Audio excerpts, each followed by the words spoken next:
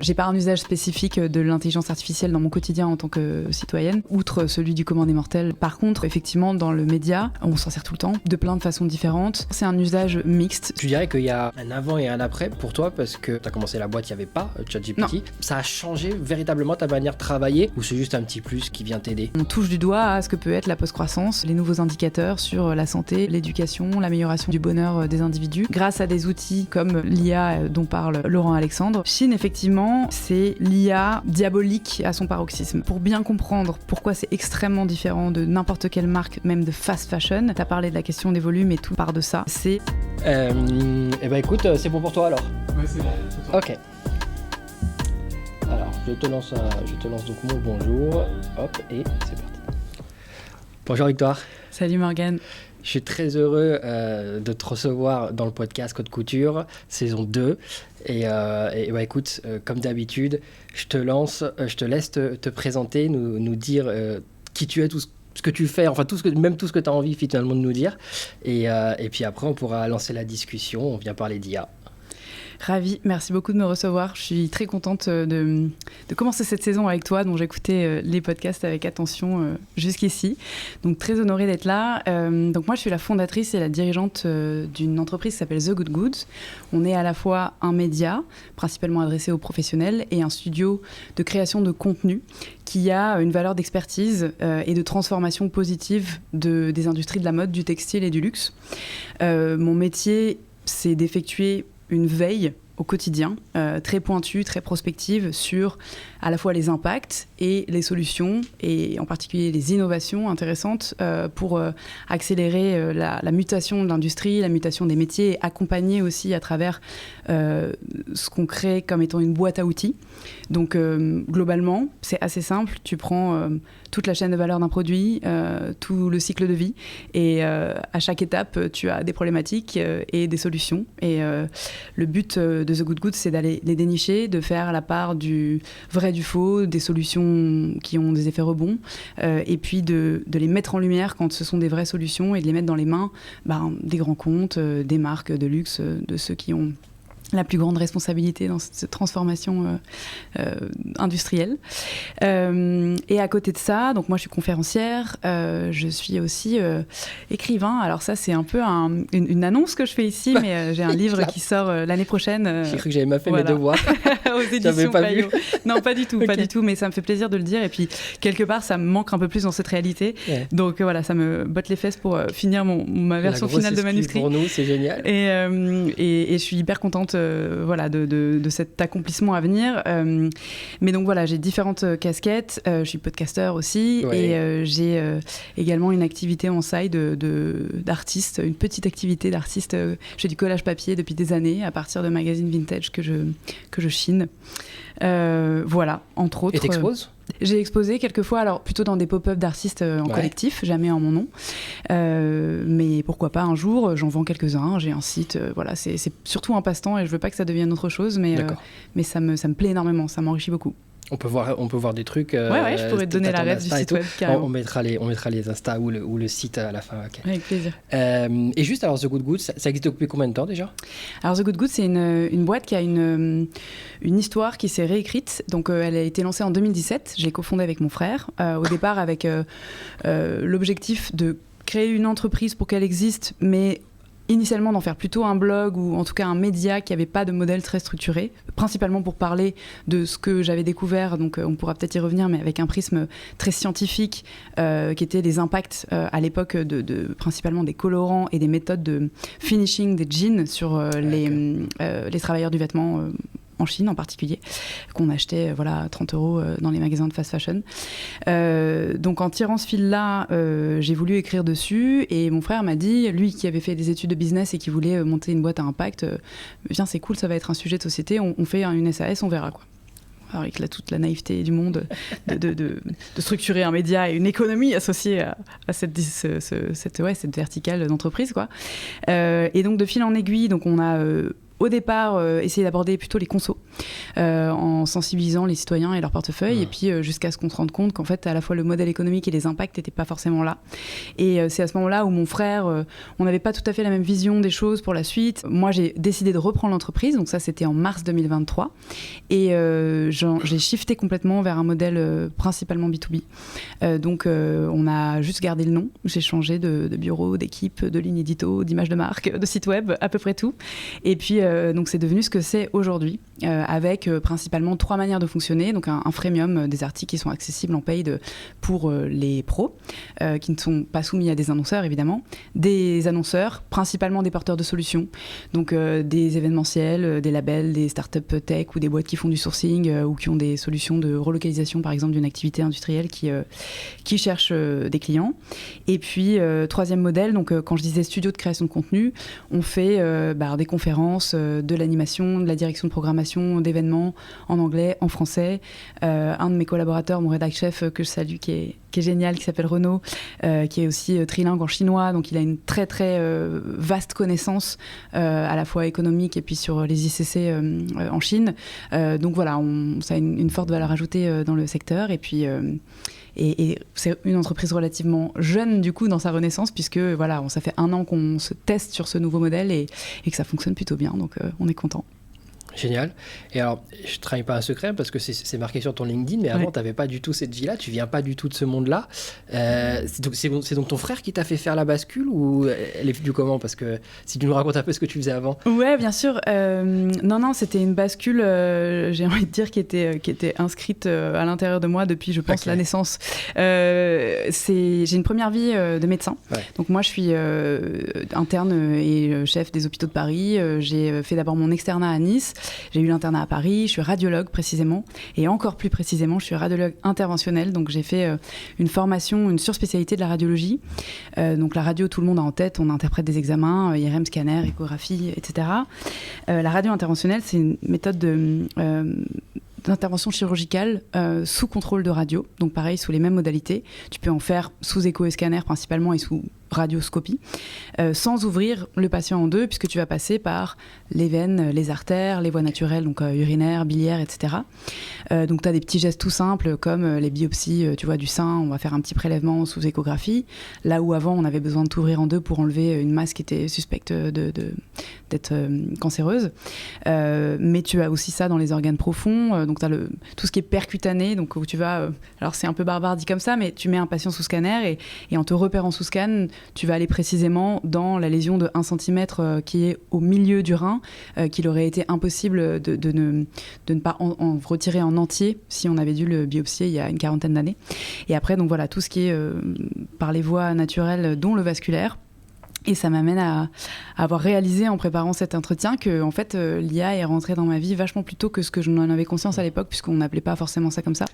Mais il y a notamment dans les méthodes de guidage vasculaire de la reconstruction en fait, des vaisseaux par l'intelligence artificielle en 3D. Alors à l'époque, c'était assez sommaire, hein, mais en gros, tu injectes du produit de contraste et la machine à la fois capte l'image et puis à la fois connaît les référentiels anatomiques classiques et te fait un mismatch pour que tu puisses naviguer avec tes sondes plus facilement. Donc ça a même été mon sujet de thèse, tu vois, le traitement endovasculaire des métastases, des cancers du côlon dans le foie, avec des microbilles chargées à l'irinotécan précisément. Voilà. Aujourd'hui, je ne fais plus du tout ça, mais long story short, j'ai fait donc mes études, mon parcours classique. En parallèle, j'ai quand même toujours été attirée par la mode. Je voulais faire Vogue quand j'étais enfant, mais je ne savais pas que c'était un métier. Mes parents n'avaient pas forcément envisagé ça comme étude pour moi. J'ai un profil extrêmement scolaire, première de classe, sérieuse, avec 1 an et demi d'avance. Voilà, donc ça roulait. La médecine, c'était un peu un truc qui collait bien. Et donc j'ai adoré ces études, mais chemin faisant, je savais qu'il y avait toujours une partie de moi qui était très attirée par des disciplines créatives, tout en ayant à la fois un vrai attachement au cérébral, que ce soit donc la science ou la tech, j'y reviens un peu après.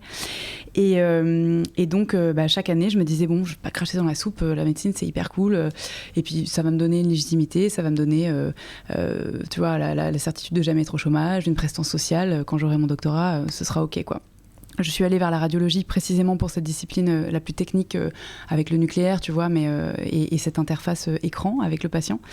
L'interventionnel qui me plaisait aussi. Et puis en parallèle, donc j'ai fait une pause en 2016, deuxième arrivée de l'IA dans ma vie, sans que je le réalise encore à l'époque, mais j'ai fait un Master 2 en pédagogie numérique. En fait, quand tu veux, ce que je ne savais pas à l'époque, mais je ne voulais pas me fermer la porte, quand tu veux être universitaire, faire de la recherche fondamentale, tu es obligé d'avoir un doctorat en sciences en plus de celui de médecine.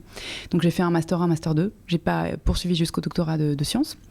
Mais donc mon Master 2, là où la voie commune, c'était d'aller injecter des souris dans des IRM. Moi, j'ai décidé de faire complètement autre chose, d'aller... la première session du centre de recherche interdisciplinaire EdTech à Paris 5, pas loin d'ici, qui aujourd'hui est devenu l'Institut des futurs souhaitables. Et donc, j'ai bossé sur un modèle d'application type... application de rencontre, sauf qu'au lieu de swiper des gens, tu swipais des cas cliniques, radiologiques pour t'entraîner en tant que médecin généraliste, donc vraiment dans l'optique de la préparation de l'internat généraliste, à avoir les bonnes recommandations d'imagerie. Je te donne un exemple tout bête. Si tu as une suspicion d'appendicite chez un enfant, si tu prescris un scanner pour en faire le diagnostic, tu peux être opposable selon le référentiel médical, puisque c'est beaucoup plus cher pour la Sécu, c'est irradiant et c'est pas la bonne modalité pour faire le diagnostic. Et donc, tu dois, toi, en tant que même non-radiologue, médecin généraliste, savoir quoi prescrire, en l'occurrence une échographie. Et donc, il y a très peu d'outils, en dehors de PDF pas très sexy pour apprendre la radio, qui sont voués, dédiés à l'apprentissage de cette population, voilà, de futurs médecins. Et donc, c'était ça que j'avais développé en créant des énormes databases de cas clients et en essayant, avec des systèmes de tags, voilà, de reproduire... Alors, je sais pas si c'était un algo à l'époque parce qu'on rentrait tous les cas à la main, donc c'était pas vraiment une... Il n'y avait pas vraiment d'analytique, mais en tout cas, voilà, c'était déjà très tech. C'était un MVP de ce qui aurait pu devenir quelque chose de très, très poussé. Ok. Exactement. Et après, tu as abandonné le projet, non? Alors, disons, bon gré, mal gré, parce qu'en fait, le projet est arrivé à maturité et je me suis heurtée. Donc, ça, c'était juste avant l'année de ma thèse. C'était l'année de ma thèse et juste avant ma dernière année d'internat. Je me suis heurtée un peu à la réalité de la recherche fondamentale en France dans le public, qui fait que quand tu allais demander 50 000 € pour développer l'appli, le collège des enseignants m'a dit c'est pas possible, c'est trop cher et le fameux PDF est déjà en ligne, donc nous sommes digital, que se passe-t-il? Et quand je suis allée, la deuxième option, c'était d'aller voir des industriels, des constructeurs de machines, tu vois, d'IRM, de scan, donc GE, Siemens. Le problème, c'est que si tu fais ça, t'as un conflit d'intérêt et donc tu n'as plus l'aval de tes pairs. La médecine, c'est encore facultaire, donc c'est universitaire. Et donc, l'appli aurait dû avoir un modèle économique, être payant. Donc, du coup, je m'y retrouvais plus dans l'intérêt que ça avait pour les étudiants. Donc, le projet est effectivement tombé à l'eau. Après, j'avais du taf à côté, donc voilà, je m'y suis pas 100% dédiée. Mais donc, j'en reviens, pardon, c'est long, à mon shift. C'est super intéressant. Du coup, l'année d'après, en 2017, donc, j'ai commencé à creuser dans ce sujet. Et quand j'en ai parlé à mon frère, au début, on avait l'intention d'avoir chacun une vie pro en parallèle, ce qui a été le cas pendant 3 ans, jusqu'à ce qu'on se mette all-in dans la boîte, quand même, avec un petit peu de temps pour se payer, mais quand on a été en capacité de se payer. Et puis ça s'est fait comme ça progressivement. Et c'est vrai que si ça surprend beaucoup, ça n'a pas étonné grand monde, en particulier dans ma famille, parce que je suis quelqu'un d'hyperactif. J'ai toujours cumulé les centres d'intérêt. Tu vois, j'ai voyagé énormément. Je suis allée à l'étranger. J'ai fait un Erasmus. Je me suis intéressée à l'architecture. L'art contemporain aussi a une place très importante dans ma vie.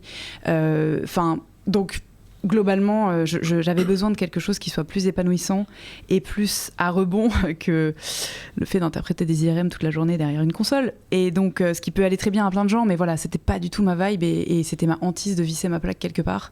Peu importe les écarts de salaire, n'est-ce pas, à prévoir, mais voilà, entre l'entrepreneuriat et le fait que je bosse dans la mode aujourd'hui, en plus avec cet effort quotidien de recherche et d'analyse intellectuellement, c'est génial, donc ça me correspond vachement plus. Ok, bah, c'est incroyable. Merci, je sais déjà, pas. En tout cas, c'est... En plus voilà, de la tech, de ce que tu as dit, donc tu as déjà touché un petit peu à l'IA de près ou de loin. Ouais. Mais en fait aussi, il y a cet aspect entrepreneuriat finalement qui te motive depuis quand on lance une app alors qu'on est en train de faire son doctorat, qu'on veut... Alors j'ai pas lancé une app, enfin je veux vraiment... c'était l'intention, mais voilà, je suis pas allée jusque-là. Et puis et j'avais un mentor, enfin j'étais accompagnée, mais oui, tu as raison. La seule chose que j'ai apprise avec, disons de façon empirique, c'est le business, parce que ça c'est vraiment une formation que t'as pas en tant que médecin, quand bien même tu t'apprêtes à ouvrir un cabinet en libéral, et clairement ça c'était dur de se former à ça en parallèle. T'avais quel âge à peu près à ce moment-là? Et ben écoute, en 2017, ça fait 7 ans, j'avais 29 ans. Okay. Entre 28 et 29 ans, c'est ça, j'ai soutenu ma thèse à 27. Et d'ailleurs, j'ai été, à l'époque, ça aussi c'est intéressant, mais j'ai monté ma boîte en parallèle de celle d'un ami qui a ensuite été mon compagnon pendant quelques années et qui m'a vraiment mis un pied à l'étrier de l'IA, parce que lui a monté une grosse start-up qui existe aujourd'hui encore, qui est dédiée à l'usage de l'IA dans la lecture automatique des examens radiologiques, qui s'appelle 1000 vues.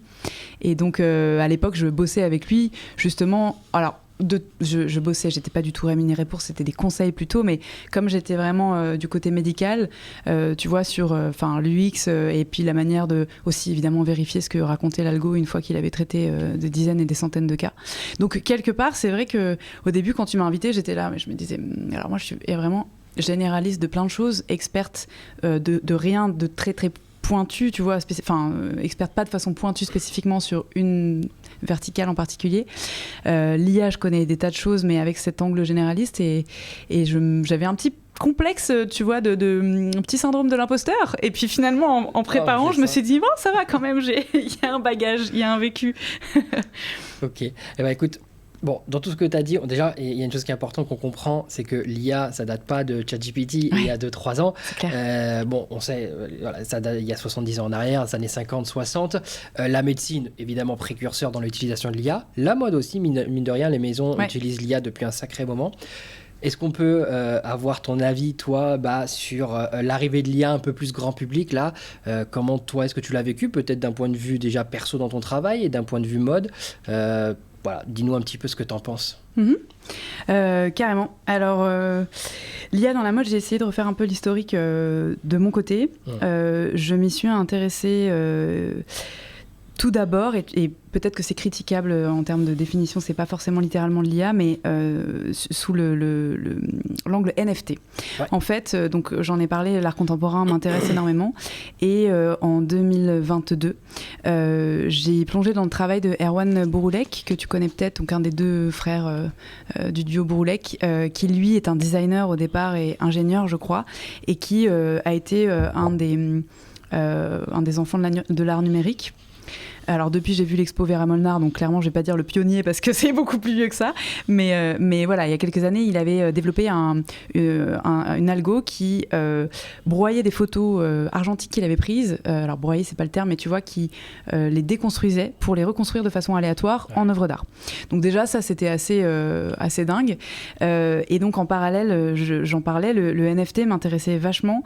On a été un des premiers sur The Good Goods, un des premiers médias à écrire dessus sur les usages, les bons et les mauvais usages du NFT dans la mode, parce que au-delà de l'image un peu absurde de toi qui te balades, enfin absurde de mon fait, alors moi qui me baladerais dans le métavers avec une paire de Nike virtuelle, la dimension authentification, traçabilité et NFT à des fins de vie multiples du produit m'intéressait énormément, et je croyais beaucoup dans ce cas d'usage-là.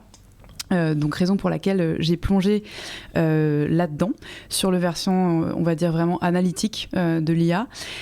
Sur le versant hybride, analytique et génératif, c'est Steven Passaro, que tu connais peut-être, qui pareil m'a introduit à ces notions, parce que alors lui, donc c'est un ami, c'est un designer que je suis depuis des années, avant qu'il s'intéresse à la conception 3D et assistée, pour son travail extraordinaire et sa maîtrise du patron Postron et du modélisme classique. Et puis, dès lors qu'il a mis un doigt dans ces nouvelles tech et qu'il en est devenu vraiment, qu'il master aujourd'hui, j'ai vu ce qu'il était capable de faire en termes d'archivage des collections, donc de respect de l'ADN de sa maison, itération après itération, évidemment de prototypes qui étaient à la fois adaptés à la morphologie de ses clients, parce qu'il fait du sur-mesure et de la haute couture à l'époque masculine et maintenant mixte. Le vêtement évolutif aussi, parce que c'est un des premiers à avoir conceptualisé, et ça je trouve ça fou, dans l'économie d'usage et tu vois de la fonctionnalité, le fait que tu puisses acheter un trench 2000 €, le garder à vie avec cette espèce de voucher ou de petit fil additionnel qui fait que tu peux tout transformer en fait, de la retouche, la doublure à vraiment l'esthétique du produit. Donc ayant en tête depuis de toute façon que tu as mis un doigt dans le système de la mode, tu comprends que ce qui pollue c'est la production et les volumes. Donc ayant en tête vraiment la nécessité de converger à un moment donné vers l'économie de la fonctionnalité et l'économie circulaire, ce sujet-là m'intéressait vachement. Donc au départ, je pense que pour moi les applications de l'IA, je les voyais en dehors de mon quotidien. Ensuite, on pourra en parler après, mais voilà, comme mon métier, je le disais, c'est de faire de la veille, je me suis attachée à comprendre et surtout à faire une espèce de nomenclature des usages qui est la mienne, qui n'est pas forcément juste, mais tu vois, sur l'ensemble du cycle de vie du produit, où est-ce qu'on s'en sert, comment, combien ça coûte, et puis aussi, il y a toujours un effet seuil, une balance, c'est très manichéen, quoi. L'IA t'en fait le pire et le meilleur, donc où est-ce que tu poses ce seuil, le tout avec cet effort de retranscrire de façon la plus pédagogique qui soit tous ces contenus pour mes lecteurs et mes clients. Mais en ce qui concerne donc mon usage plus perso, alors à titre individuel dans ma vie de tous les jours, je pense que je le subis plus que je le commande avec les algos, tu vois. Enfin, j'ai pas un usage spécifique de l'intelligence artificielle dans mon quotidien en tant que citoyenne, outre celui du commun des mortels, des outils qu'on a évoqués. Par contre, effectivement, dans le média, on s'en sert tout le temps, et de plein de façons différentes. Je m'en sers, je dirais. Ouais, là encore, c'est un usage mixte sur le versant génératif, mais c'est encore une fois un peu hybride. Tu vois, ça va être de l'optimisation de visuel ou de la création ad integrum, évidemment, mais ça va être aussi m'aider à faire un exercice de contre-pensée quand je prépare une interview. Tu vois, je fais bosser GPT sur... Parce qu'en fait, finalement, j'écoutais il n'y a pas longtemps un podcast, tu connais sans doute le média Every aux US, qui est fabuleux et qui parle de médias et d'IA, donc autant te dire que je m'y biberonne, mais ils ont lancé un podcast et dans l'un des derniers épisodes, un des intervenants disait, je vais essayer de reprendre ses propos, mais qu'en fait Google est très fort par exemple pour t'aider à trouver ce que tu cherches, en revanche pour t'obliger à penser à ce à quoi tu n'avais pas réfléchi et à faire des associations d'idées, tout simplement. C'est du mind mapping, quoi. Au-delà de ton cerveau, c'est là où c'est intéressant de brancher tes neurones sur ceux d'une machine. Et donc, je me sers de l'IA pour ça. Je m'en sers bien sûr pour, tu vois, digest des contenus qui sont des PDF de 80 pages dont il faut que je chope la quintessence vite pour éventuellement ensuite y revenir de façon plus zoomée. Pareil pour les vidéos, donc voilà. Et après, des petits outils qu'on a intégrés, que j'aime beaucoup. J'ai du mal à savoir si les gens s'en servent, mais tu vois, le voice-over, par exemple, moi, c'est un truc que je trouve génial quand t'as pas le temps de lire un article. Ça, je suis très contente qu'il y ait une IA qui s'en charge à ma place. Et ce genre d'usage. Donc, je pense que c'est pas révolutionnaire, mais à notre petit niveau, ça nous sert tout le temps. Bah oui, carrément. En termes de... Est-ce que de la création de contenu, tu t'en sers, sans trahir quoi que ce soit, mais est-ce que... ou de la relecture Alors, relecture, orthographique à fond, mais ça, c'est pas très compliqué. Là où je m'en sers, on n'écrit jamais avec de l'IA des articles, pour plein de raisons, mais parce que, en fait, globalement, The Good Goods, on a une plume très spécifique, on n'a que des articles longs, c'est très sourcé, très fouillé, donc je pense que ce serait cousu de fil blanc. C'est un peu comme quand tu reprends un communiqué de presse, tu vois, ou un paragraphe dépêche AFP. Bon, c'est pas grave de faire ça, mais il y a des médias dont c'est le métier. Nous, on fait pas du tout d'actu chaude. On publie beaucoup moins d'articles qu'un Fashion Network, ou on est plus, je dirais, du côté Business of Fashion ou Vogue Business de la Force, avec moins de moyens, donc moins de capacité évidemment à frapper fort et fréquemment, mais en tout cas, et toujours cette notion de sustainability en ligne de fond. Mais en revanche, je m'en sers pour, par exemple, faire de la méta-analyse, ça beaucoup, parce que ce qui est intéressant chez The Good Good, c'est c'est rare qu'on creuse un sujet de façon verticale. Moi, j'aime beaucoup prendre le temps, me poser, me dire, ok, par exemple, l'analyse de tendance, par exemple, avec l'IA, tu vois, dans les séries. Qu'est-ce que c'est ? Qui sont les opérateurs qui font ça, comment s'en servent les boîtes, les petits créateurs, les marques de luxe. Et c'est ça que j'appelle la méta-analyse, c'est qu'on va faire, on va en tout cas s'attacher, peut-être qu'on va rédiger sur quelque chose de spécifique, mais en tout cas on veut avoir l'overview et on veut comprendre comment ça fonctionne, à quel endroit, qui a un temps d'avance, qui fait n'importe quoi, comment ça marche, pour pouvoir se sentir légitime sur le sujet. Et bien souvent aussi parce que ça amène à des séries thématiques et que bah voilà, quand tu déroules un fil, il y a plein de possibilités de créer des contenus adjacents. C'est ce qu'on a fait par exemple avec l'IA tout court, l'IA dans la mode. Alors IA et mode responsable, IA et contenu vidéo, IA et créativité des designers, IA et opérationnel sur la chaîne de valeur. Enfin, donc ouais, c'est ça, je me sers de ChatGPT pour ça, pour justement là encore aller chercher des contours que ma propre curiosité, mon propre temps, tu vois, ma bande passante me permet pas d'aller chercher. Et là où je m'en sers, par contre, et je pense que c'est utile, de toute façon, c'est dans mon cours, j'ai un cours de méthodologie de la productivité, justement, comment est-ce qu'on utilise ces outils au quotidien pour, tu vois, potentialiser, faire de nous-mêmes des machines apprenantes à travers la machine elle-même.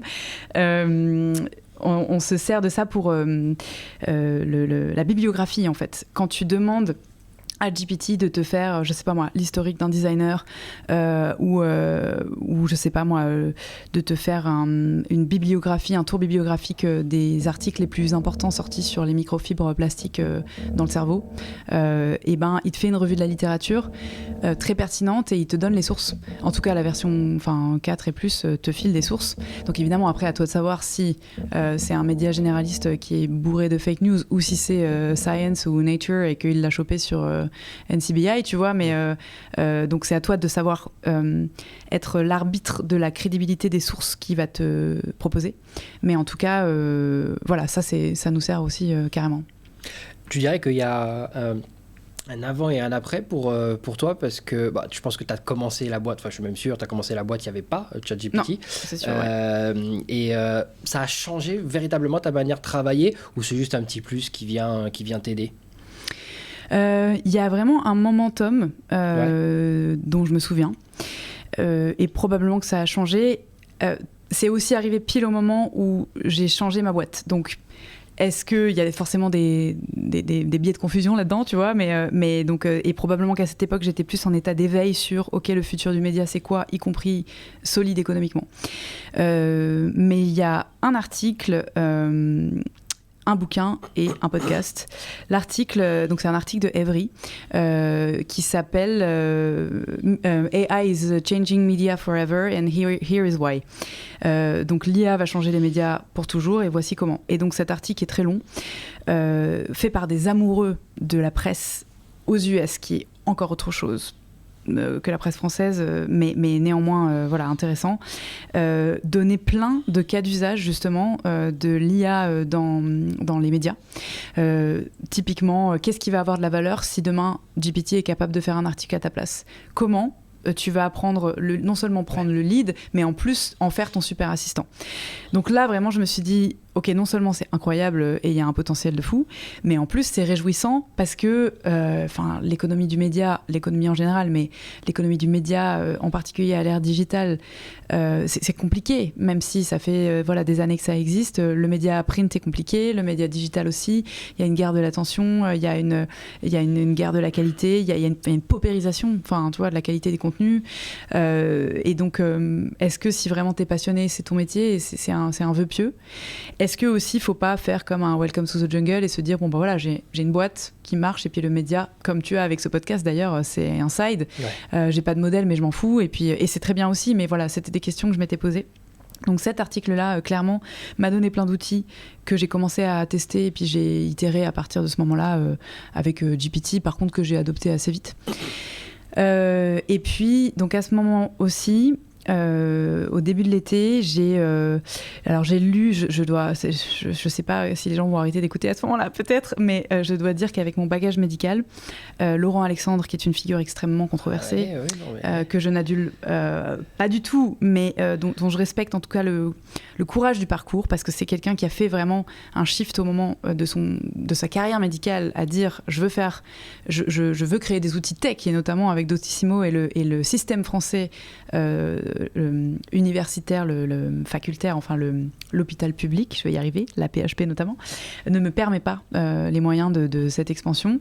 Je pars et je fais mon truc tout seul, et depuis ça a donné ce qu'on connaît, donc dans la recherche en génétique. Alors là encore, manichéen total, il y a des travers, hein. L'eugénisme c'est l'angoisse, et aujourd'hui son discours je n'y adhère pas du tout, mais en tout cas j'étais sensible à cette vision de l'outil technologique pour augmenter nos vies jusqu'à, enfin, dans une limite saine en fait, enfin jusqu'à une certaine limite qui est saine. Après, les dérives, c'est autre chose.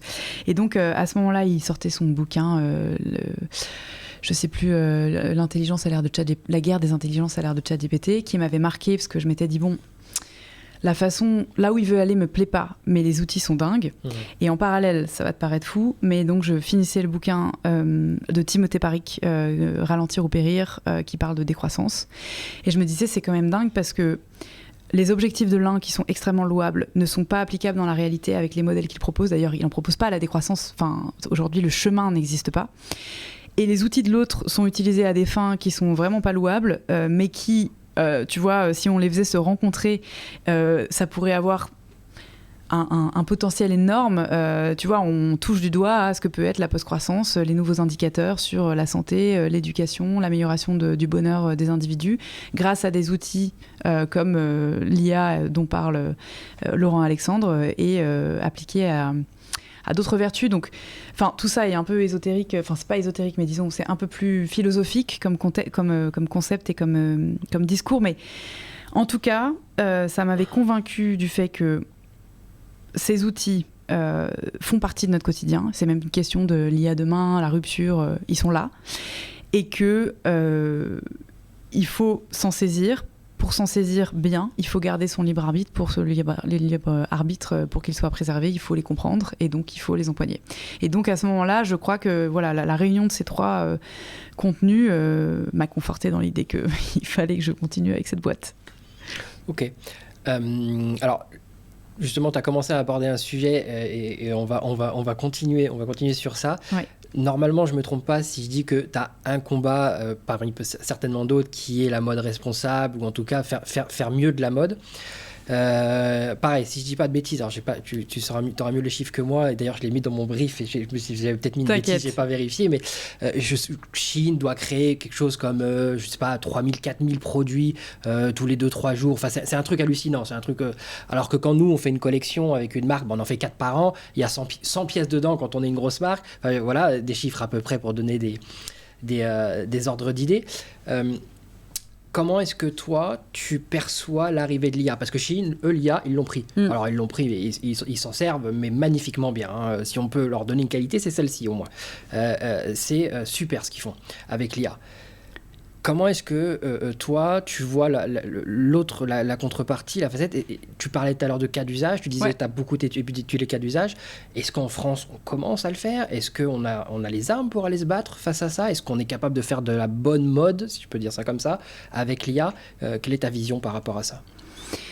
Alors, il y a plein de sujets possibles dans cette question, plein de manières de l'aborder. Je vais peut-être scinder ma réponse pour que ce soit clair. Vas-y. Je dirais que donc il y a effectivement le cas Shein qu'on peut développer. Il y a les applications possibles de l'IA, théoriques et où on en est aujourd'hui.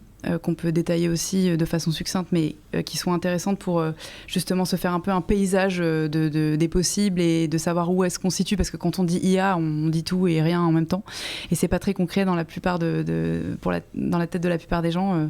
C'est même assez teinté de peur. Ouais. Et puis la troisième chose, c'est l'IA au global. Tu vois, dans la population française, les freins actuels qui sont, et les dangers qui sont finalement pas ceux que peut avoir l'imaginaire collectif. Je vais essayer de baquer ce que je raconte avec des données d'observatoire qui sont évidemment pas mesurées par nous, The Good Goods, et c'est pas au doigt mouillé qu'on prédit les tendances. Pour revenir sur Chine, donc en tout premier lieu. Chine, effectivement, c'est l'IA diabolique à son paroxysme. Pour bien comprendre pourquoi c'est extrêmement différent de n'importe quelle marque, même de fast fashion, tu as parlé de la question des volumes et tout part de ça, c'est entre 8 et 10 000 nouvelles références par jour. Par jour. Alors, c'est pas des produits qui sont... ce sont pas de nouveaux produits, c'est-à-dire qu'ils ne sont pas créés, et c'est là où c'est toute la différence. Ce sont des nouvelles références mises en proposition en fait à l'achat sur le site web et les différents canaux de diffusion.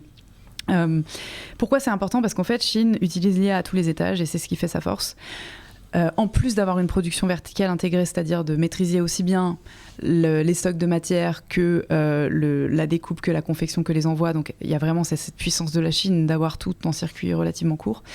Il y a ces IA qui d'une part captent la donnée des utilisateurs pour savoir quelles sont les tendances, en particulier chez les vulnérables, ceux qui ont entre 15 et 20 ans, et aussi chez les extrêmes, donc les gens qui ne savent pas où s'habiller du fait des grandes tailles par exemple, donc qui sont les premiers consommateurs cibles. Une fois qu'elle a capté cette donnée, elle va créer des designs en plagiant, là encore à l'aide d'une IA, absolument tout ce qui est trendy. En un espace record, elle va créer les visuels qui lui permettent de mettre un produit sur un mannequin de façon digitale d'ailleurs, souvent dégueu. Hein, si vous allez sur le site web et que vous zoomez sur une image de produit, on voit très bien que c'est extrêmement mal fait. Donc c'est complètement à l'arrache. Évidemment, générer des faux commentaires, des notes, etc. Et ensuite, utiliser à nouveau d'autres algos pour pousser ça au maximum, pour spammer les gens, pour faire en sorte qu'ils consomment. Ensuite, le fameux argument qu'a la marque, c'est la production à la demande, c'est-à-dire que Chine adapte ses volumes quasiment en temps réel au point chaud, c'est-à-dire au nombre de pièces qui vont être hyper tendance et qui vont être commandées dans telle ou telle référence de couleur, et donc en l'espace de 24 heures va lancer sa prod, là encore grâce à un système de production donc avec une digitalisation et une maîtrise de la donnée hallucinante qui va du clic de l'utilisateur sur le site web à l'assembleur, au découpeur de la matière, voire à la machine qui découpe, parce qu'on en est là, aux teinturiers, aux filateurs, aux fabricants, juste toutes les étapes en fait de la supply que tu peux remonter, jusqu'à évidemment retirer de la donnée pour les futurs designs. Et donc finalement, produire certes à la demande, mais des quantités pharaoniques, puisque c'est plus d'1 milliard de pièces qui sont mises sur le marché chaque année. Et de toute façon, BOF a titré récemment que c'était l'entreprise de mode qui avait le plus d'émissions CO2 au monde, largement devant le groupe Inditex, qui était leader sur le podium depuis des années, 2 fois plus qu'H&M, 2 fois plus que le groupe LVMH, donc incluant les actifs immobiliers, toutes les boîtes, quoi. Donc c'est vraiment une catastrophe. Et là, c'est intéressant de partir de ce modèle parce que finalement, avec Chine, tu as quasiment tous les cas d'usage poussés au paroxysme du pire.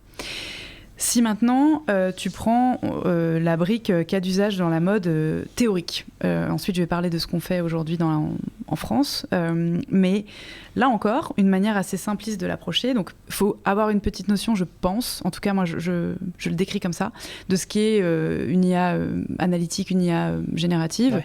Une IA analytique, tu lui files de la donnée, c'est quantitatif, plus elle en bouffe et plus elle est intelligente, et elle va reproduire des choses qui sont des conclusions statistiques. Alors tu vas peut-être hurler à l'intérieur de toi avec mes définitions, mais avec mes mots simples en tout cas. Ouais. Voilà, elle va tirer des conclusions à partir des données avec lesquelles tu la nourris.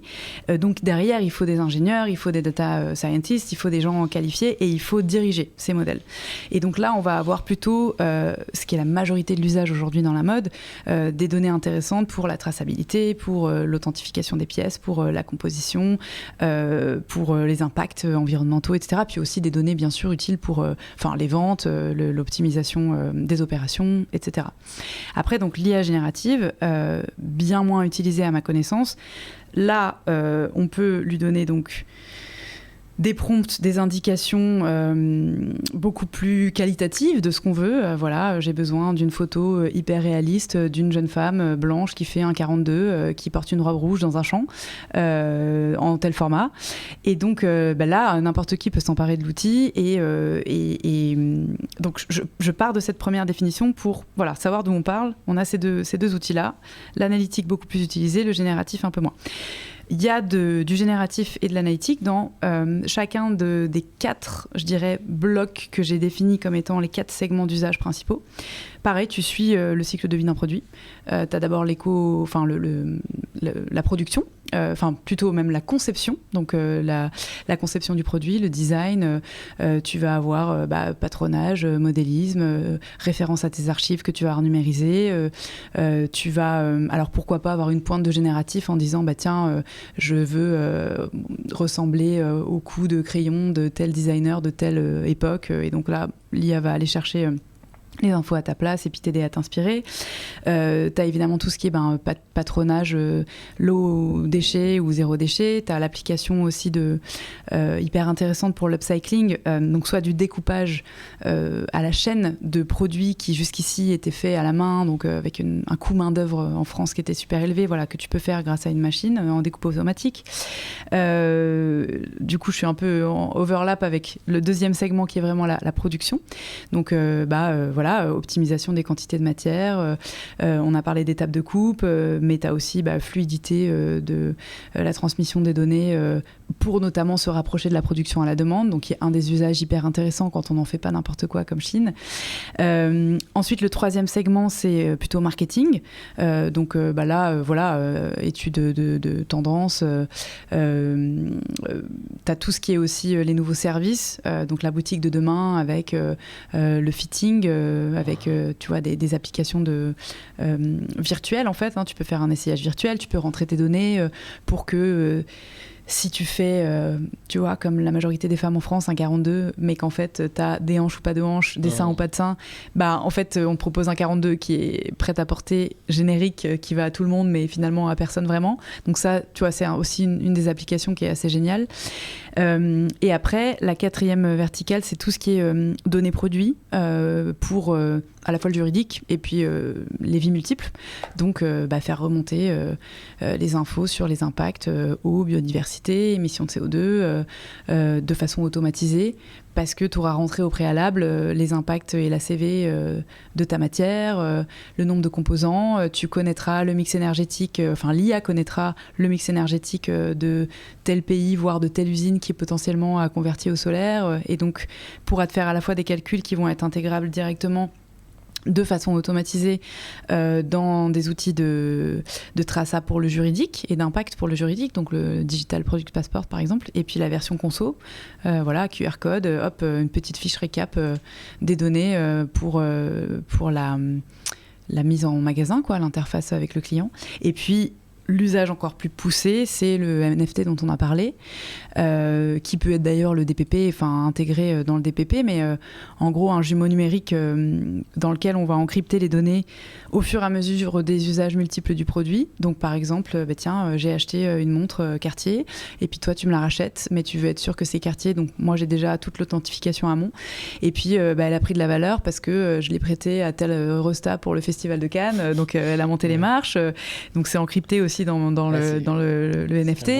Et puis j'ai fait réparer, donc j'ai changé le petit, l'aiguille en or, et c'était l'artisan qui a utilisé de l'or Fairmind, etc. Donc toutes ces données, elles sont hyper intéressantes pour à la fois perpétuer la valeur du produit. Et alors l'usage encore plus poussé, le cas d'usage que j'aimerais voir advenir vraiment, c'est celui de la recyclabilité de la fin de vie, parce qu'en fait avec ces données-là, tu es aussi capable, en plus, à l'aide de nouvelles technos de tri, notamment via IA, tu vois, tri infrarouge, de tri compo, de tri matière, de savoir de quoi est composé ton produit. Est-ce que c'est un coton, un polycoton, quelle est la couleur spécifique, et donc de pouvoir faciliter cette étape indispensable de tri et de préparation en fait, au recyclage à travers l'identification des composants pour arriver enfin couplé à la production à la demande, à la vraie circularité.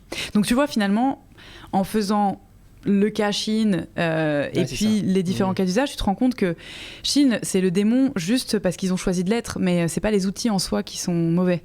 Un outil sans l'intention humaine reste un outil, de la même manière que Instagram peut être un outil fabuleux pour booster ta créativité, ou alors juste un suceur de cerveau qui te rend léthargique, quoi. Donc il y a une phrase de Damasio que j'adore dans un petit bouquin que tu as peut-être lu qui s'appelle Scarlett et Novak. Donc Alain Damasio, qui est un auteur de science-fiction, et qui écrit plutôt des gros pavés, La Horde de Contrevent et autres indigestes, et qui, pour celles et ceux qui sont réticents, a écrit une nouvelle d'une centaine de pages qui est adressée à ses filles, 2 filles ados, donc il y a quelques années, Scarlett et Novak, qui est un livre qui parle justement en fait, qui était là pour leur montrer le potentiel de la technologie et la version vraiment diabolique. Et donc, il dit cette phrase extrêmement juste. Il leur dit, il faut que vous appreniez à maximiser la part de libération et minimiser la part de servitude. Et je trouve que c'est hyper puissant. T'as tout dit, en fait, quand t'as dit ça, parce que tu diabolises pas l'outil. Au contraire, tu en fais un outil et tu leur donnes la possibilité de s'en servir pour en faire des choses merveilleuses ou bien pour être asservis. Et dans la mode, c'est pareil. Là où j'en viens peut-être à la 3e phase de ma longue réponse, là où j'ai plus d'inquiétude, finalement, c'est pas tant dans cet usage extrêmement pervers qu'on peut retrouver chez Chine, c'est plus dans la perte du libre arbitre par le manque de connaissances et le manque de formation et le blocage intellectuel qu'a la population générale à s'approprier ces outils. Et aussi le manque de ressources et de formation délivrées de la part des employeurs. Et ça, c'est une étude dont j'ai eu les résultats aux universités d'été il y a 2 semaines. Une étude donc, sur une table ronde entre Google, LinkedIn, enfin vraiment des gens qui savent de quoi ils parlent, et Microsoft, qui rapportait que, en gros, dans les 5 dernières années, nos métiers ont évolué d'environ 15%, tout confondu, enfin par typologie de poste. Ouais. Dans les 5 prochaines années, il y a une prévision de 55%, du fait notamment de l'IA. Le problème, c'est qu'il y a un gap énorme en termes de ressources et de formation et d'aptitude des individus à muter en même temps que ces métiers, en fait, que leur métier. Et ça, c'est retrouvé dans tous les domaines. J'avais assisté aussi à un autre petit déj hyper intéressant par HEC sur l'IA dans les métiers à haute valeur ajoutée. Donc tout confondu, mais en particulier les médias. Et il y avait une introduction très intéressante sur la médecine qui me parlait particulièrement parce qu'il se trouve que le cas d'usage, c'était la radiologie. Et le gars disait que, en fait, finalement, par méconnaissance de ces outils, les 2 usages qu'avaient les radiologues de l'IA aujourd'hui étaient 2 mauvais usages, soit parce qu'on faisait trop confiance à la machine et qu'elle laissait passer des erreurs, soit parce qu'on lui faisait pas assez confiance et que du coup elle doublait notre temps de travail, c'est-à-dire que le fait de repasser derrière, c'était encore moins libérateur, ce qui est quand même un comble pour le praticien. Et donc ça montre bien que c'est pas une question de capacité intellectuelle, quoi. Il y a vraiment il y a une bascule mentale à faire, je trouve, dans l'imaginaire collectif. Et donc pour ça veut dire, et c'est très important aussi que tu fasses ce que tu fais, qu'il faut des modèles d'inspiration positifs et peut-être aussi un chemin de légèreté, tu vois, déconstruire le truc en disant c'est facile, regardez, demain, essayez, faites des tests, entraînez-vous, enfin mettez la main à la pâte, à l'outil en l'occurrence, et comme ça progressivement, tout comme le digital, ça va faire partie de vos vies et pour le meilleur, espérons-le.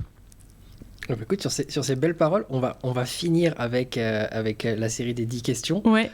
Tu dois répondre par oui ou non. Oui. Je sais pas s'il y a quelqu'un qui a déjà réussi à que répondre par oui ou non, mais on va essayer. On va essayer. Allez. Alors, est-ce que l'IA va remplacer les DA dans les maisons ? Non.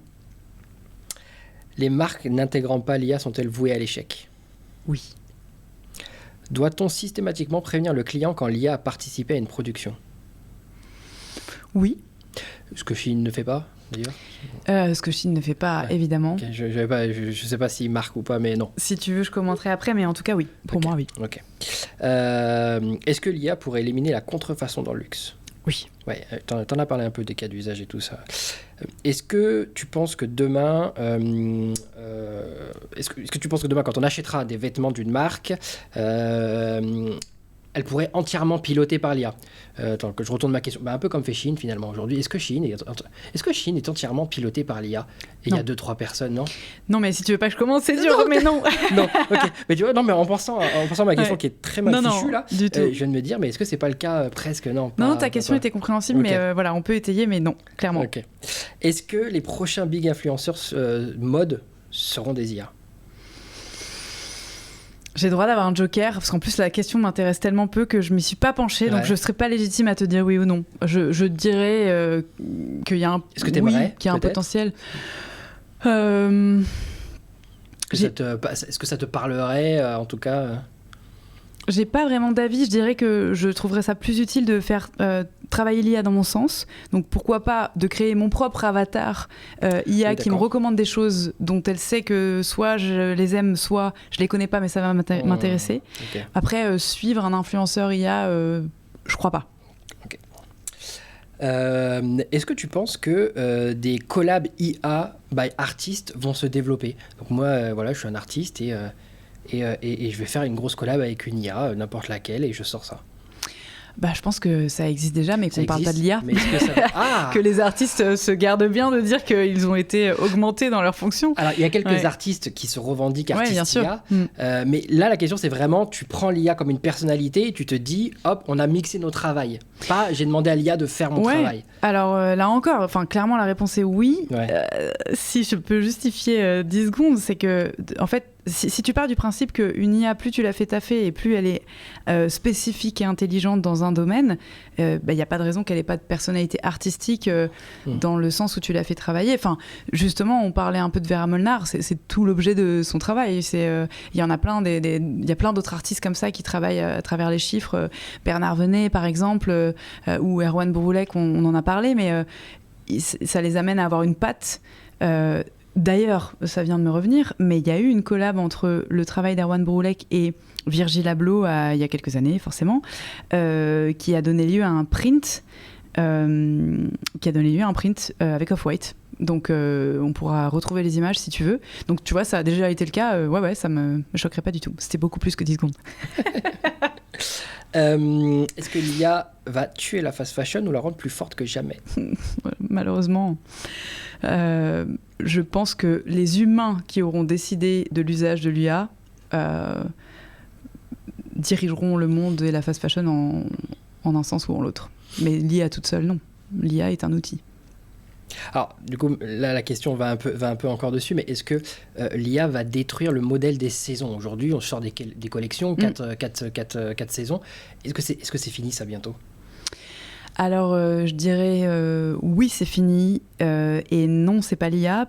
En fait, je pense que oui, c'est fini, c'est déjà le cas. De toute façon, quand tu sors 10 000 références par jour, il n'y a plus de saison du fait du réchauffement climatique et du fait, tout simplement, de nos goûts esthétiques qu'on a dilapidés dans la quantité de fringues infinies qu'on porte.